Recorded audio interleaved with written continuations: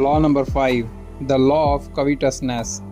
इंसान की नेचर ऐसी है कि वो हमेशा वही चीज़ चाहता है जो उसके पास नहीं होती। मतलब हम जो चीज़ पा लेते हैं उसकी वैल्यू लूज़ कर देते हैं। जो चीज़ दूर है, अनअटेनेबल है, वो हमेशा ज़्यादा अट्रैक्टिव लगती है। डिज़ायर इंसान का इंजन है, लेकिन ये डिज़ायर कभी सेटिस्फाई नहीं होता। ग्रीन कहता है, covetousness is not about the object itself, it's about the emotion of wanting. जब कोई चीज़ अनअवेलेबल होती है उसका चार्म बढ़ जाता है। जब हम वो चीज़ पा लेते हैं अट्रैक्शन कम हो जाता है। ये साइकिल लाइफ भर रिपीट होती है, चाहे वो लव हो, वेल्थ, करियर या पावर। यही वजह है कि लोग हमेशा कंपैरिजन और कंपटीशन में जीते हैं। Real life examples. Example number 1, Adam और ईव। Biblical story. गॉड ने हर चीज़ दी थी, लेकिन एक ट्री का फ्रूट मना किया था। वो एक फ्रूट उनके लिए सबसे बड़ा डिज़ायरेबल बन गया। यही इंसान की नेचर है, जो फॉरबिडन हो वो सबसे अट्रैक्टिव लगता है। Example number 2, advertising war. Luxury brands Rolex, Ferrari, Gucci हमेशा अपने प्रोडक्ट्स को रेयर और लिमिटेड दिखाते हैं। लिमिटेड एडिशन इंस्टेंटली लोगों की डिज़ायर ट्रिगर होती है। लोग फील करते हैं कि अगर ये उनके पास आ गया तो वो स्पेशल बन जाएंगे। Example number 3, romantic relationships. एक इंसान जब अवेलेबल होता है तो उसकी वैल्यू कम हो जाती है, लेकिन जब वो अनअवेलेबल या इग्नोर करता है तो उसकी अट्रैक्शन बढ़ जाती है।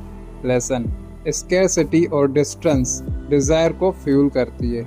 Example number 4, the cold war, USA vs USSR.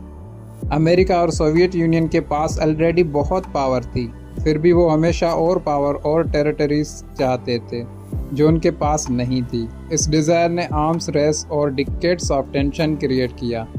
Robert Greene के strategies. Number 1, create mystery and scarcity. जो चीज़ रेयर होती है वो हमेशा ज़्यादा वैल्यू रखती है। अपने एक्शंस, वर्ड्स और अवेलेबिलिटी में थोड़ा स्कैरसिटी रखो। हर वक्त अवेलेबल होने वाले इंसान की वैल्यू गिर जाती है। Number 2, focus on what others lack.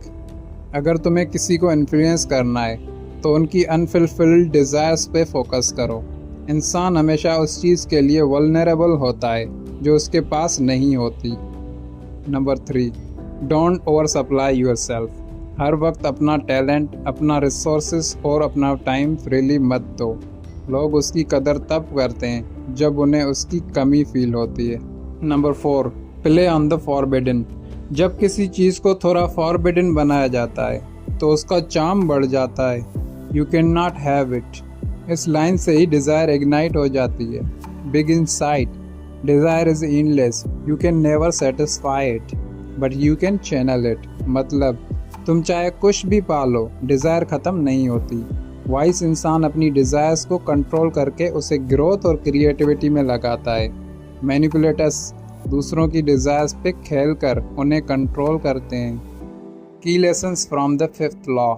Lesson, people want the unavailable. जो चीज़ उनके पास नहीं, उसी की क्रेविंग होती है। Scarcity is equal to value. जब तुम रेयर हो तुम्हारी वैल्यू बढ़ जाती है। Desire is endless. फुलफिलमेंट के बाद भी नई क्रेविंग शुरू होती है। Influence through desires. लोगों की अनफुलफिल्ड नीड्स पे फोकस करो। Don't over supply. हमेशा थोड़ा मिस्ट्री और डिस्टेंस रखो। Take away quote, people's desires are never about the object itself but about the feeling of wanting. Learn to exploit this and you will have their hearts. Robert Greene. Final lessons from the 5th law. 1, इंसान हमेशा जो unavailable है उसी की तरफ खींचता है। 2, scarcity और मैस्ट्री क्रिएट करके तुम अपनी वैल्यू मल्टीप्लाई कर सकते हो। 3, अपने आप को ओवर सप्लाई मत करो वरना तुम्हारी वर्थ खत्म हो जाएगी। 4, दूसरों के अनफुलफिल्ड डिज़ायर्स पे फोकस करके तुम उन्हें इजीली इन्फ्लुएंस कर सकते हो। 5, वाइस बनो, अपनी डिज़ायर्स पे कंट्रोल लो वरना तुम उनके स्लेव बन जाओगे।